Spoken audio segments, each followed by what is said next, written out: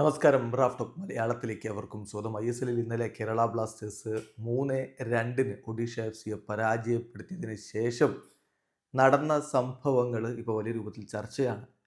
സാധാരണ നമുക്കറിയാം, ബ്ലാസ്റ്റേഴ്സിൻ്റെ ടീം കളി കഴിഞ്ഞാൽ ആരാധകർക്ക് അടുത്തേക്ക് വരും. അതായത് മഞ്ഞപ്പട ഇരിക്കുന്ന ഈസ്റ്റ് ഗാലറിയുടെ ഭാഗത്തേക്ക് വന്നിട്ട് ആഘോഷം നടത്തുന്നു പറയുമ്പോൾ വൈക്കിംഗ് ക്ലാപ്പൊക്കെ നടത്തും. ഇന്നലെ പക്ഷേ ഈസ്റ്റ് ഗാലറിയിലല്ല, നേരെ ഓപ്പോസിറ്റ് പോയി വെസ്റ്റ് ഗാലറിയിൽ പോയിട്ടാണ് ബ്ലാസ്റ്റേഴ്സിൻ്റെ ടീം ഈ വൈക്കിംഗ് ക്ലാപ്പ് സെലിബ്രേഷനൊക്കെ നടത്തിയത്. അതിൻ്റെ കാരണം മഞ്ഞപ്പട മാനേജ്മെൻറ്റിനെതിരെ പ്രതിഷേധങ്ങൾ ഉയർത്തിക്കൊണ്ട് ചാൻഡുമായിട്ട് നിന്നിരുന്നു. കളി കഴിഞ്ഞിട്ട് അഡ്രിയാൻ ലൂണയുടെ നേതൃത്വത്തിലുള്ള ടീം അംഗങ്ങൾ ഈസ്റ്റ് ഗാലറിയുടെ ഭാഗത്തേക്ക് ഇങ്ങനെ വന്നു തുടങ്ങിയതാണ്. അപ്പോൾ ആ സമയത്ത് മഞ്ഞപ്പടയുടെ ചാൻഡ് തുടരുകയാണ്. എന്ന് പറഞ്ഞാൽ ചാൻഡ് ഇതായിരുന്നു: out out out, management out. ഇതാണ് മാനേജ്മെൻറ്റിനെതിരെയുള്ള ചാൻഡാണ്.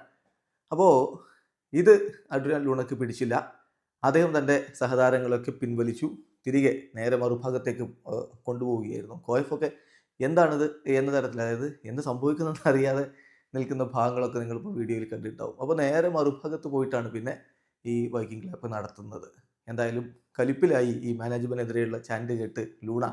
അങ്ങനെ സഹതാരങ്ങളുമായിട്ട് മറുഭാഗത്തേക്ക് പോയി സെലിബ്രേഷൻ അപ്പുറത്ത് നടത്തി. ഇതാണ് സംഭവിച്ചിട്ടുള്ളത്. എന്തായാലും ഇതിനെക്കുറിച്ച് പലതരത്തിലുള്ള നിരീക്ഷണങ്ങൾ വരുന്നുണ്ട്.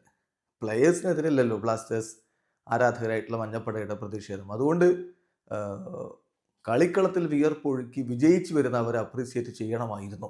അപ്പം താരങ്ങളോട് ഈ ചെയ്തത് ശരിയായില്ല എന്ന അഭിപ്രായം ഉയർത്തുന്നവരുണ്ട്. മറുഭാഗത്ത് എന്തു തന്നെയാണെങ്കിലും കഴിഞ്ഞ കുറേ വർഷങ്ങളായിട്ട് ഇങ്ങനെ നിരാശപ്പെടുന്നതാണ് ആരാധകർ.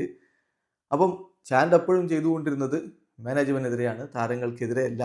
അതുകൊണ്ട് ഇത്തരത്തിലൊന്ന് താരങ്ങളുടെ ഭാഗത്തുനിന്നും ഉണ്ടാവാൻ പാടില്ലായിരുന്നു എന്ന് പറയുന്നവരുമുണ്ട്. സ്വാഭാവികമാണല്ലോ, നമ്മുടെ നാട്ടിലൊരു സംഭവം ഉണ്ടായ 2 വർഷത്ത് നിൽക്കാൻ ആളുണ്ടാവും. എന്തായാലും മാനേജ്മെൻറ്റിനെതിരെയുള്ള പ്രതിഷേധങ്ങൾ ഈ വിജയങ്ങൾ കൊണ്ട് ഇപ്പോൾ കുറച്ചൊക്കെ വിജയമായില്ല, ഇനി നിർത്തിക്കൂടെ എന്ന് ചോദിക്കുന്നവരുമുണ്ട്. അതിലർത്ഥമില്ല എന്നതാണ് യാഥാർത്ഥ്യം. ഇപ്പോൾ ഇതിൽ, അതായത് കളിക്കളത്തിൽ താരങ്ങൾ വിയർപ്പൊഴുക്കി നേടിയ വിജയമാണിത്. ആ വിജയത്തിന് അഭിനന്ദിക്കണമായിരുന്നു, അവരെ അപ്രീസിയേറ്റ് ചെയ്യണമായിരുന്നു.